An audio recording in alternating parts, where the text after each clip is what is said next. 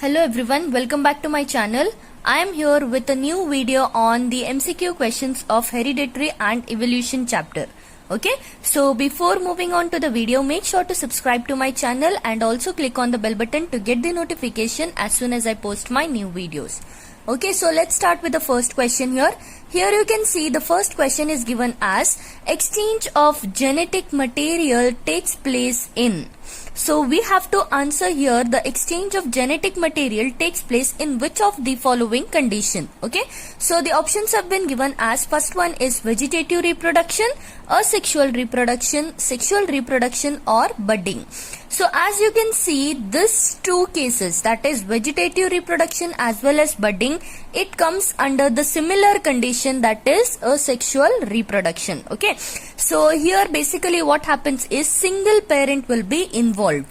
Okay, whereas exchange of genetic materials takes place when there is when their two parents are involved. Okay, so the correct answer to this will be here sexual reproduction. Okay, so the correct answer is C1, that is sexual reproduction. Next you can see second question.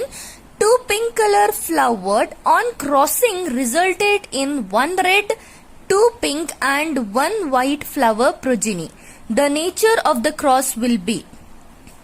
So here the option have been given: double fertilization, cross fertilization, self fertilization and no fertilization.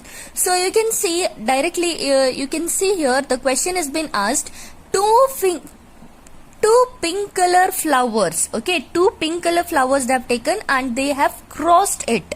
Okay, after crossing, what the result they got is one red color, two pink color and one white color flower progeny. Okay, now we have to identify what was the nature of that cross. Okay, so by looking at the question only, they have told us the exact answer to this. Two pink color flower on crossing, it means it has been crossed. Two pink flowers has been cross fertilized. Okay, so the correct answer here is C1 again, that is cross fertilization. Okay, coming to the next question, third one.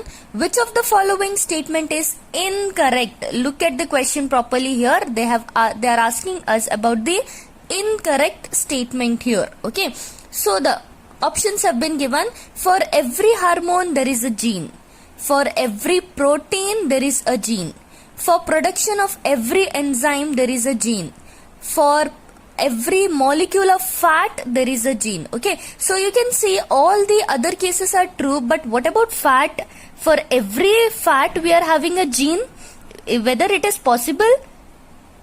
No, right? So the correct the option here which is incorrect is nothing but fat. Okay, for every molecule of fat there is no gene. Okay, the fat is the extra thing which is present inside our body.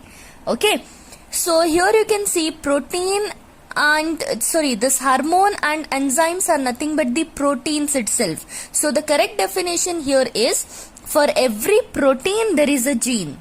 Okay, but as you can see here, hormone has been given and here enzyme has been given. Both are related to protein itself. Okay, so these three situations are correct, whereas the last one is the incorrect statement. Okay, coming to next question, fourth one. If the round green seeded pea plant, it is given as like this: capital R, small y and small y. It is crossed with a wrinkled yellow seeded pea plant. Okay, it is again crossed with a wrinkled yellow seeded pea plant. Okay, that is small r, capital Y and capital Y. The seeds produced in F1 generation. Okay, so we have to answer what is the seeds produced in F1 generation. So always we should know that in the F1 generation, whatever the progeny are being produced, it will be always genotype. It means only the dominant traits will be occurring here in the F1 generation. So dominant traits are always shown by the capital letter. Okay, so you can write here capital R and capital Y. Always you can see in the F1 generation we will have the capital letters. It means the dominant character, the highest character will be shown there. Okay, so according to that we will have the answer here as capital R stands for round here. Okay, round green, in the sense round means here capital R and green means small y. So here capital R is for round. Okay, and here you can see small r is for wrinkled and capital Y is for yellow. It means we need capital R as well as capital Y. So capital Y here in the sense it is yellow. So we are having the answer round and yellow. So let us search for the correct option here. So the first option shows here round and yellow. So this one is the correct answer. Okay. So you can see the next question, fifth one. The maleness of the child is determined by. We have to remember that always the maleness of the child, okay, whatever it is, if the child is going to be male, then it is decided by the Y chromosome. If the child is a girl, female, okay, then it is decided by the X chromosomes, okay, and it is always dependent on the paternal genes. Okay, the gene of the father. So the correct answer here is the Y chromosome in the zygote will tell us the maleness of the child. Okay. Okay, next you can see the similar question here. A zygote which has an X chromosome. Okay, you can see here zygote, it contains X chromosome inherited from the father will develop into. Okay, when the father is going to give the X chromosome, it will be obviously a girl child.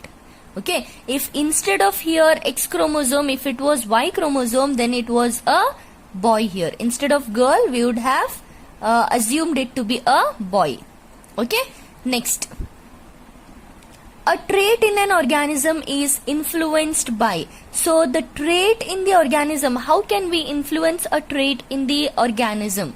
Okay, either only by paternal DNA, father's DNA, either by only mother's DNA, or both father or mother's DNA, or neither paternal nor maternal. So the correct answer is of both maternal and paternal DNA. So we need both the father's as well as mother's DNA to influence, to see the how the child is influenced by their traits.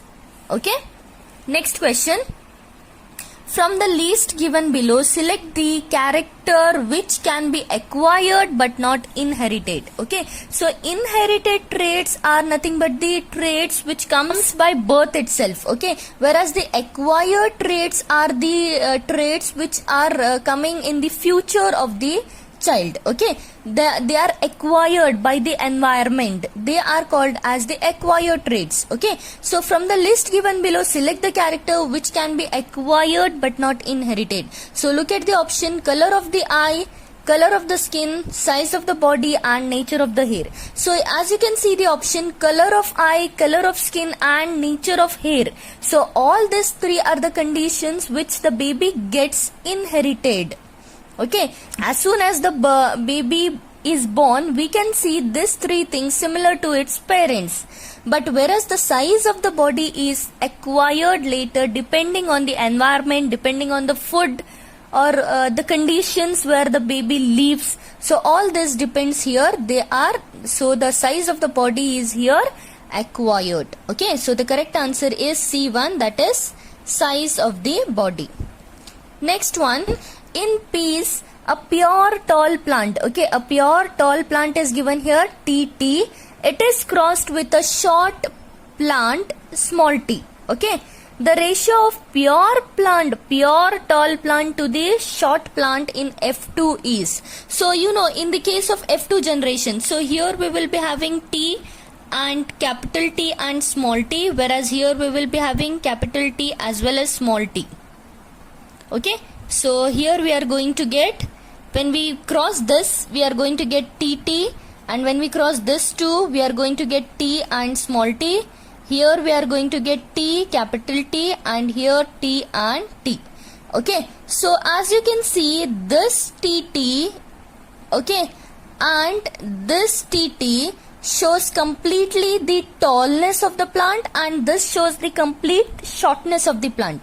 Whereas these two are having the recessive character, short, a short character also and they are having tall character also.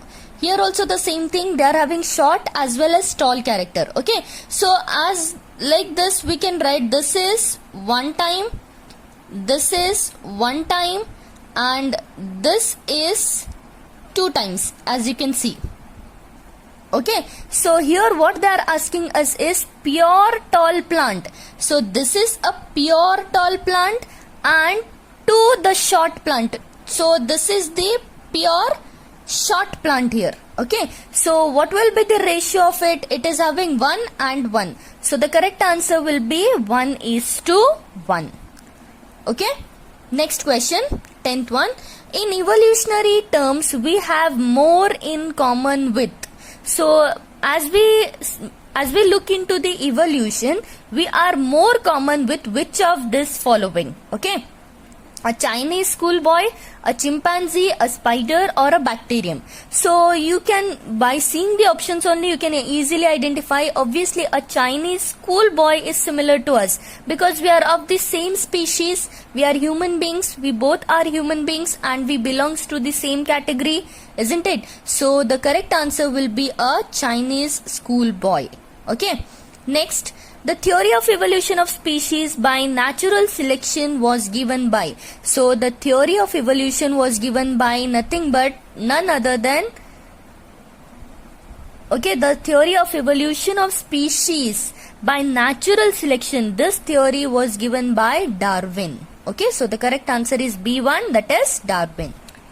Okay, next question you can see here. A basket of vegetables contains carrot, potato, radish and tomato. Okay, so the basket contains this 4 types of vegetables. So what we have to tell here is which of them represent the correct homologous structure. So homologous structures are the structures which is having same structure, same size, okay, same shape and size, or like that we can say. Okay, but the functions will be different. Okay, the functions will be different. That is nothing but called as homologous series. Okay, so as you can see here, carrot and potato is given, carrot and tomato is given, radish and carrot is given, and radish and potato is given. So the thing which looks similar, looks alike, is nothing but the radish and carrot, but they are having its own different functions. Okay, so the next one, 13th one, select the correct statement here. So we have to select the correct statement here. Okay, so the first statement, tendrils of a pea plant and phylloclade of Opuntia are homologous. So this is the one which is the correct statement here. Both are homologous. They looks alike but their functions are been different. Okay, so if possible I'll insert a picture of both the things here, tendrils of a pea plant as well as the phylloclade of Opuntia. Okay, you can see how they looks like. Okay, next, if the fossil of an organism is found in the deeper layer of the earth, okay, the fossils is nothing but the dead particles, remain of an organism. If it is found in the deep layer of the earth, then what can we predict? What can we assume? Okay, it means the fossil, okay, it means the extinction of organism has occurred thousands of years ago. It means what, you know, when it is buried deeper into the deeper layer of the earth, it means thousands or millions of years has been passed due to that particular organism which is inside the earth. Okay, many years have been passed. So the correct option is this one. Okay, see the options here. The extinction of organism has occurred recently. It is not possible. If it is recently occurred, it cannot be buried very deep into the deeper layers of the earth. Okay, the fossil position in the layers of the earth is not related to its time of extinction. No, it is obviously related to its time of extinction. Okay, time of extinction cannot be determined. So it exactly we cannot determine the time of extinction, but we can say it has been buried few years later or thousands years later or millions of years later. So we can assume these things. Okay, so coming to the last question here, according to the evolutionary theory, formation of a new species is generally due to. According to this theory, how the new species have been formed. Okay, so it is formed by the accumulation of variations over several generations. New species can be formed after the changes or the evolutions taking place after a generation to generation. Okay, so the correct answer is this one, B1, that is accumulation of variation over several generations. Okay, so that's all for today. I hope you have understood with the complete video. If you are having any doubts regarding this, you can comment me down below, and I'll be back with another video as soon as possible. Till then, stay tuned and stay connected. Thank you.